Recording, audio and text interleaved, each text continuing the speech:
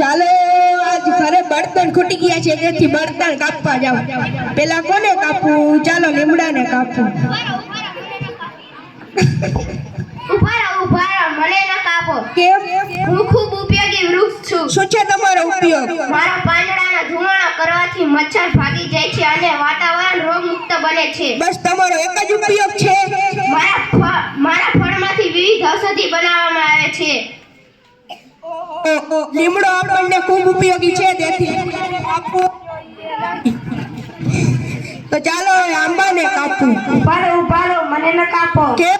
હું પણ ખૂબ ઉપયોગી વૃક્ષ છું. શું છે તમારો ઉપયોગ? મારા ફળ કેરીમાંથી અથાણું બનાવવામાં આવે છે અને મારા ફળના બીમાંથી ઔષધિ બનાવવામાં આવે છે.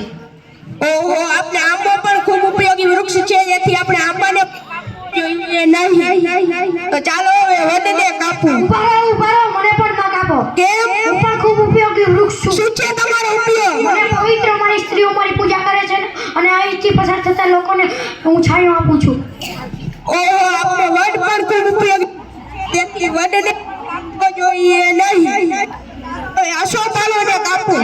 ઉભા રહો ન કાપો મને. કેમ? શું છે તમારો ઉપયોગ? મારા બાગાનું તોરણ બનાવી શુભ તહેવાર પર દરવાજા પર બાંધવામાં આવે છે. હું એક ખૂબ જ ઉપયોગી વૃક્ષ છું.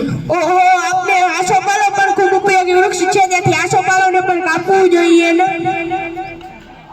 વૃક્ષ બચાવ